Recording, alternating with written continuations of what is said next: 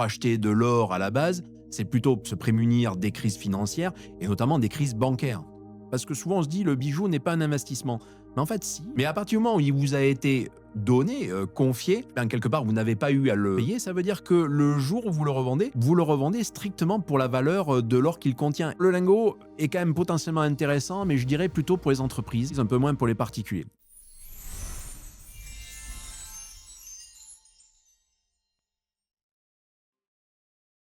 Bonjour, l'or brille depuis le début de l'année avec une progression de quelques 15%, alors que les marchés financiers sont on ne peut plus volatiles et pour un certain nombre en recul. L'or brille, l'or fascine depuis la nuit des temps.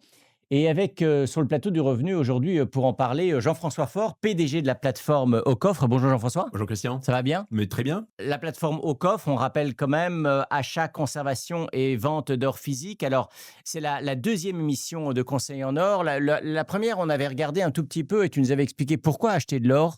Et c'est vrai que l'or, comme toutes les matières premières, notamment les métaux précieux, il y a un vrai sujet qui se pose sur les supports d'investissement. Mmh. Hein, c'est pas si simple d'investir dans l'or comme c'est pas, forcément, si simple. Bon, c'est encore plus compliqué d'investir dans du pétrole, par exemple, pour prendre un exemple un peu dans l'actualité. Alors, une question très simple. D'abord, l'or physique.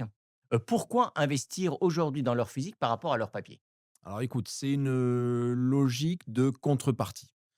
L'or papier, bon, c'est un super instrument. C'est, typiquement, très pratique si tu veux acheter le matin et tu te dis: «Bon, l'idée, c'est de revendre, le soir parce que, j'ai pu, faire un achat avec, un effet de levier et cetera». Donc c'est souvent ce que l'on appelle les ETF, les certificats. OK, c'est très bien.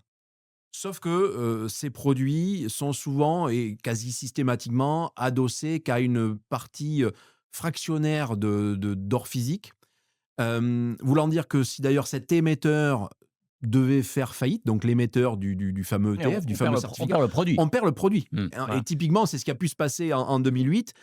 Certains acteurs émetteurs d'ETF, s'ils avaient été pris dans la faillite, globale, alors que le sous-jacent c'était de l'or, cet or disparaissait Donc avec la banque en question. l'or physique permet, pleinement de profiter, en fait, de l'attribut valeur refuge de l'or, en fait. Tandis Exactement. qu'avec l'or papier, il y a toujours un risque, effectivement, ce risque de contrepartie et de faillite de l'émetteur. Eh bien, Toujours possible. exactement. Dans la problématique de crise, souvent la problématique, c'est l'intermédiaire et souvent cet intermédiaire est une banque. Or, acheter de l'or à la base, c'est plutôt pour se prémunir des crises financières et notamment des crises bancaires. Lingot, lingotin, pièce ou bijou? Mmh. Alors, je vais pas dire les 4, mon capitaine, et je vais commencer, d'abord par les bijoux, parce que souvent on se dit: «Le bijou n'est pas un investissement». Mais en fait si, le bijou en est un à partir du moment où il vous a été donné. Évidemment, si le bijou vous deviez l'acheter, vous payez de la TVA dessus, vous payez la façon, bon, c'est, l'investissement le plus triste de la vie.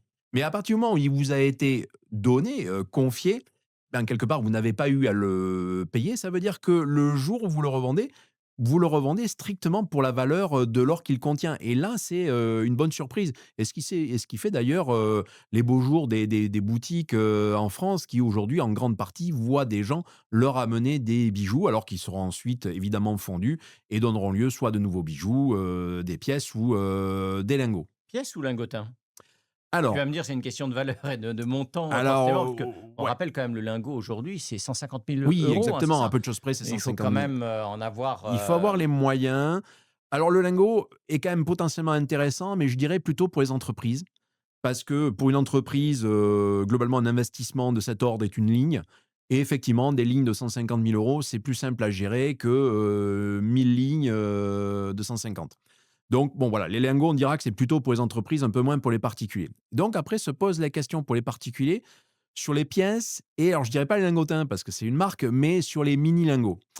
Alors moi, les mini lingots, en fait, moi je les exclurais parce que pour moi, c'est le pire des 2 mondes. C'est-à-dire que quand on les achète, on les paye relativement cher parce que comme ils sont petits, il y a eu des vrais frais de fabrication.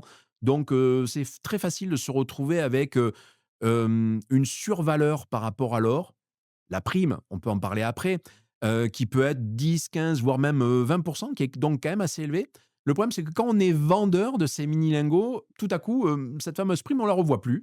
C'est Mmh. juste considéré comme de l'or ou comme du lingot et donc ben, on la rachète au poids de l'or, mais très souvent même en dessous. Donc qu'est-ce qu'il nous reste? Il Les nous reste les pièces? pièces. Alors, toutes les pièces ne se valent pas, mais de manière générale, l'avantage des pièces, c'est que justement, elles sont sur des modules un petit peu petits. Donc, le module, c'est le diamètre, c'est la taille. Donc, aujourd'hui, plus ce module est petit, Donc mieux là, on se porte. c'est plus abordable, hein. Alors on va voir ensemble et on va discuter ensemble sur quel type de pièce, mais c'est vrai que celle dont on entend souvent parler, c'est le 20 francs or. On était Mmh à mh. 600-700 €. Oui, Enfin, c'est c'est ça, déjà exactement. beaucoup plus abordable. Oui, oui, c'est clairement plus abordable et ce qui est drôle, c'est, il y a encore, une dizaine d'années, c'est des pièces qui étaient même pas à 200 €. Mais bon, bref, là, c'est l'effet de l'or là-dessus. Alors, pourquoi nous, on trouve ces pièces intéressantes, notamment versus les fameux, lingots dont on parlait tout à l'heure, en imaginant qu'on ait les moyens d'acheter soit un lingot ou l'équivalent en poids L'équivalent de en ces pièces, fameuses ouais. pièces. Moi, je vais parler de 2 expériences que j'ai connues sur, on va dire les 20 dernières années et qui montrent l'intérêt, de l'un par rapport à l'autre et c'est là qu'on va parler de la fameuse prime. La prime, c'est la survaleur qu'un produit peut prendre par rapport à sa valeur intrinsèque en or. Donc par exemple, imaginez, vous avez un produit, une pièce qui vaut 105 et sa valeur intrinsèque en or, c'est 100, eh bien, on va dire que le 5, c'est la fameuse prime, c'est la surcote, la survaleur. Bon, Et aujourd'hui, on est autour de 4-5 c'est ça? oui, À c'est peu près? 4-5. Sur la prime, on est dans une période finalement relativement, calme Mmh. parce que comme le cours de l'or est très élevé, même s'il y a beaucoup d'acheteurs, mais il y a aussi beaucoup de vendeurs. Mmh. Donc ces acheteurs trouvent ces vendeurs, le marché s'équilibre.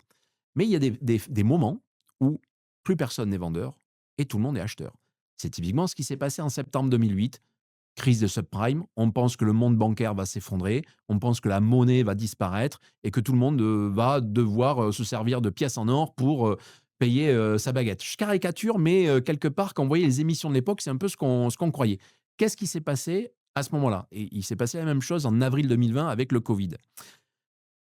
Vous avez certaines pièces qui se sont retrouvées à avoir une valeur quasiment du double de la valeur de l'or que ça contenait. Mmh.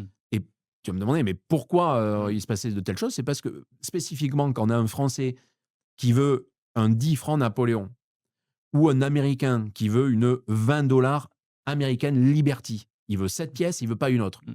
Tu vas me dire: «Mais pourquoi cette pièce plutôt qu'une autre? De l'or, c'est de l'or». Mais non, mais des fois, l'or, ça reste quand même sur de l'attachement, peut-être des fois immatériel. Mmh. Il y a des choses qui peuvent, sembler, un peu comme ça, émotives. Tout Bon, le ben monde n'est voilà. pas forcément totalement, rationnel. Alors Exactement. Jean-François, je vois l'heure qui file à une vitesse grand V. En fait, la question que les auditeurs veulent savoir, c'est tout simple. Ensuite, c'est quel type de pièce? Alors j'aurais tendance à dire, du 20 francs or, parce que c'est la pièce qu'on cite le plus souvent, ou il me semble, parce on discutait off tout à l'heure, que tu as une autre astuce et notamment avec, un autre type de pièce qui peut être très intéressant sur le plan fiscal.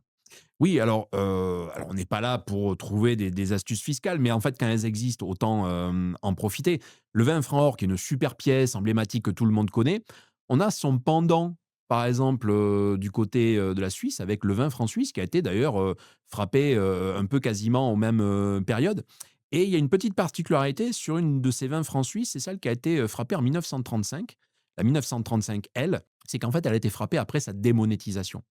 Voulant dire que c'est une pièce qui n'a jamais été monétisée. N'ayant jamais été monétisée, elle rentre dans une catégorie que l'on nomme jetons. Alors les jetons, c'est bijoux et assimilés. Ce qui fait qu'en France, quand on paye une taxe dessus, eh bien, on ne paye qu'à partir de 5 000 € de valeur. Donc il faut quand même en vendre un certain nombre pour pouvoir avoir cette fameuse taxe. Et si cette taxe s'applique, vu qu'on est sur bijoux et assimilés, eh bien, c'est une taxe forfaitaire de 6,5, non pas de 11,5. Merci beaucoup, Jean-François, pour cette précision et ce conseil, pratique, avisé. Je vous donne rendez-vous, dans un mois pour une autre, conseil, en or, sur, le revenu, TV et tous les réseaux sociaux. À bientôt pour d'autres conseils en or.